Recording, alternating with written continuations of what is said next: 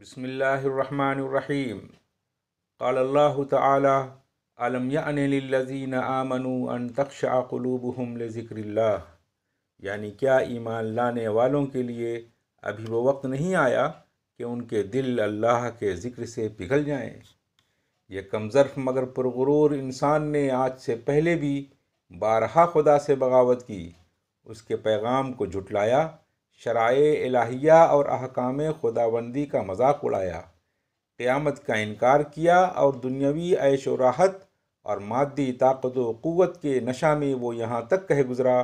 کہ ان ہی حیاتنا الدنیا نموت و نحیا وما نحن بمبعوثین، یعنی ہماری زندگی بس یہی دنیاوی زندگی ہے، اس کے بعد قیامت کا آنا اور جزا و سزا کے لیے مردوں کو پھر زندہ کیا جانا محض ایک ڈھونگ ہے، نعوذ باللہ۔ مگر تاریخ عالم شاہد ہے کہ جب کبھی ایسی بغاوتوں نے حد سے تجاوز کیا تو قضائے الہی کے ایک ہلکے سے اشارہ نے ان باغیوں کا نام و نشان تک مٹا دیا۔ کہیں پانی کا طوفان آیا اور کہیں ہوا کا، کسی جگہ آسمان سے پتھر برسے اور کسی مقام پر قہر الہی کی بجلی نے علاقہ کے علاقہ کو خاکستر کر دیا، کہیں سالم بستیاں الٹ دی گئیں اور شہر کے شہر برباد ہو گئے۔ فَكَأَيٍّ مِّن قَرْيَةٍ أَهْلَكْنَاهَا وَهِيَ ظَالِمَةٌ فَهِيَ خَاوِيَةٌ عَلَى عُرُوشِهَا وَبِئْرٍ مُّعَطَّلَةٍ وَقَصْرٍ مَّشِيدٍ، یعنی پھر انسانوں کی کتنی ایسی بستیاں ہیں کہ ہم نے انہیں ہلاک و برباد کر دیا کیونکہ وہ نافرمان تھیں اور انہوں نے احکام الہی سے سرتابی کی تھی، بس وہ اس طرح اجڑ گئیں کہ ان کی بڑی بڑی عمارتوں کی دیواریں اپنی چھتوں پر گر پڑیں، ان کے لبریز کنویں بیکار اور معطل یعنی خشک ہو گئے اور پختہ اینٹوں کے عظیم الشان محل ویران نظر آنے لگے۔ قرآن حکیم نے انسانوں کی عبرت انگیزی اور سبق آموزی کے لیے گزشتہ قوموں کی تباہی اور بربادی کے ان واقعات کو کہیں اجمالاً اور کہیں تفصیلاً بار بار بیان فرمایا،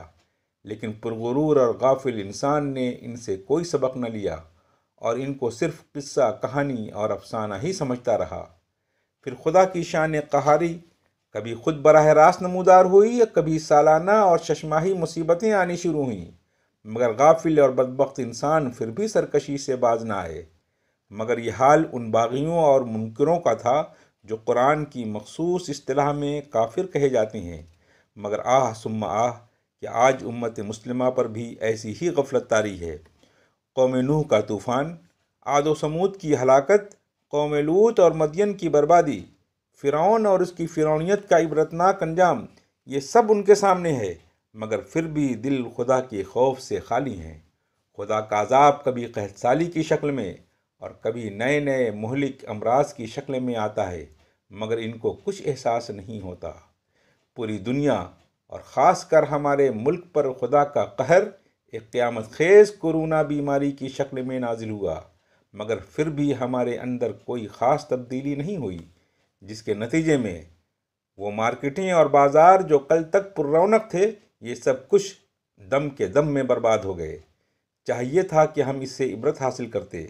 اطاعت خداوندی اور انابت اللہ کا ایک تازہ جذبہ ہمارے اندر پیدا ہوتا، ہم اپنی سیاہ کاریوں اور بدعمالیوں سے باز آتے اور پاک بازی اور پرہیزگاری اختیار کرتے، لیکن ہائے افسوس کہ ہمارے اندر کوئی تبدیلی نہ ہوئی۔ حکم خداوندی ہے فلولا اذ جاءہم بأسنا تضرعوا ولکن قست قلوبہم وزین لہم الشیطان ما کانوا یعملون، یعنی پر جب ان پر ہمارا عذاب نازل ہوا تو کیوں نہیں گڑ گڑائے،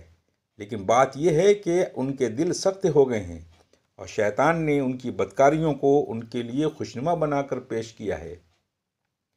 مگر بدبخت انسانوں نے یہ سب کچھ دیکھا اور کوئی اثر نہ لیا۔ بدکاریوں کے اڈے شراب خانے آباد ہیں،